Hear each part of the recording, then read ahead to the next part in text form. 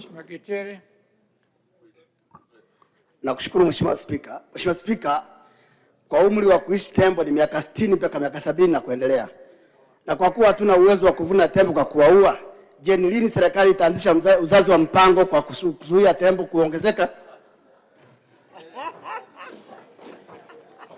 Mheshimiwa Waziri. Wachome sindano. Asante Mheshimiwa Spika, naomba kujibu swali la nyongeza la Mheshimiwa Getere kama ifuatavyo.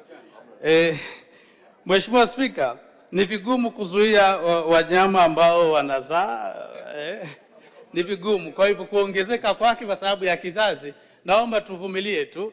Serikali itachukua hatua ya kudhibiti, kujenga uzio ili wasiweze kufika kwenye makazi ya watu. Asante sana Mheshimiwa.